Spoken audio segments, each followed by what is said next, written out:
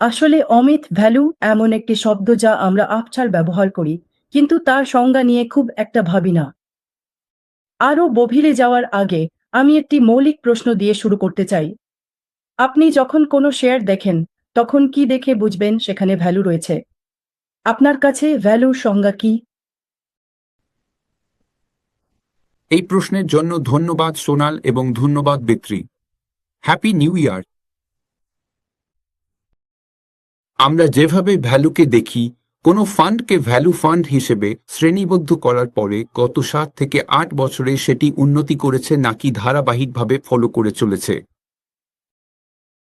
আমরা বিজনেস কেনার চেষ্টা করি বা ফোকাস করি এমন বিজনেস কেনার উপরে যারা ইন্ট্রিনসিক ভ্যালুর চেয়ে কমে ট্রেড করছে। তাই আমরা আমাদের পোর্টফোলিও গঠনের জন্য শুধুমাত্র পরিসংখ্যান ভিত্তিক মূল্যায়ন কাঠামোর উপরে নির্ভর করি না। আমরা এমন শেয়ার কেনার উপরে জোর দিই যেগুলো তাদের ইন্ট্রিনসিক ভ্যালুর চেয়ে কমে ট্রেড করছে, এবং আমরা এমন শেয়ারও দেখি যেখানে পজিশন নেওয়ার সময় বাজারের প্রত্যাশা কম থাকে। শুধু তাই নয়, আমরা তার পাশাপাশি বিভিন্ন গুণগত দিকও বিবেচনা করি। আমরা কোয়ালিটি ম্যানেজমেন্টের ক্যাপিটাল অ্যালোকেশনের উপরে ফোকাস করি, তাতে প্রযুক্তি বা জলবায়ুর পরিবর্তনের কারণে টার্মিনাল ভ্যালু রিস্ক থাকুক বা না থাকুক, কারণ এটি ভ্যালু ট্র্যাপ তৈরি করতে পারে। অ্যাকাউন্টিং প্রফিটের দিকে নজর দেওয়ার বদলে আমরা দেখি যে কোম্পানি তাদের এবিটার পর্যাপ্ত শতাংশকে অপারেটিং ক্যাশ ফ্লোতে রূপান্তরিত করছে কিনা।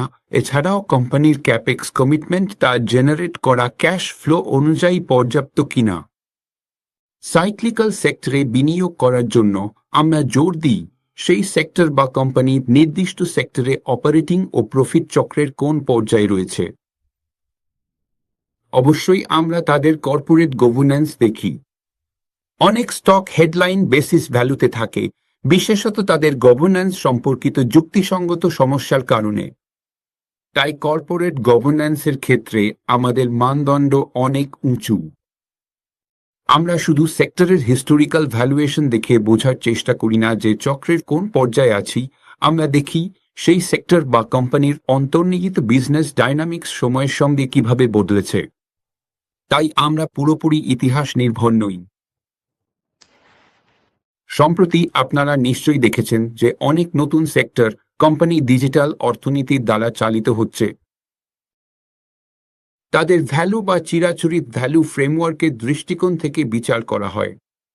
এই ধরনের ব্যবসায় বিনিয়োগ করার জন্য তারা খুবই কম ক্যাশ ফ্লো তৈরি করে। আমরা ইউনিট ইকোনমিক্সের ওপর গুরুত্ব দিই এবং এই ধরনের সেক্টরে আমরা সীমিত পরিমাণে বিনিয়োগ করি, কারণ তাদের ভ্যালুয়েশন অনেক বেশি। তাই আমাদের ইউএইচ এর অ্যাপ্রোচ বা ইন্ট্রিনসিক ভ্যালুর প্রিজমের মধ্যে ভ্যালুকে অ্যাপ্রোচ করার দর্শন আমাদের এমন কোম্পানিতে বিনিয়োগ করার নমনীয়তা দেয় যাদের বিভিন্ন ধরনের অপশন ভ্যালু আছে যা বাজার এখনো আবিষ্কার করেনি। এটি বিনিয়োগযোগ্য শেয়ারের পরিসরকে আরও বিস্তৃত করে তোলে আমাদের ইউনিভার্সে। আপনি শুধু মাল্টিপাউসের উপরে জোর দিচ্ছেন না, এটি পোর্টফোলিওর অস্থিরতা কমায়, ফলে রিটার্নের ক্ষেত্রেও বেঞ্চমার্কের সাথে বেশি পার্থক্য হয় না।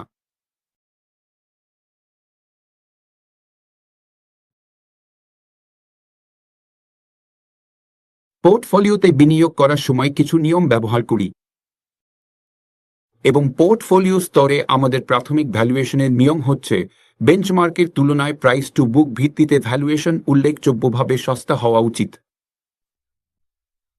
তাই আমি বলবো ইউটিআই ভ্যালু ফান্ডে আমরা এইভাবেই ভ্যালুর ধারণাটিকে দেখি।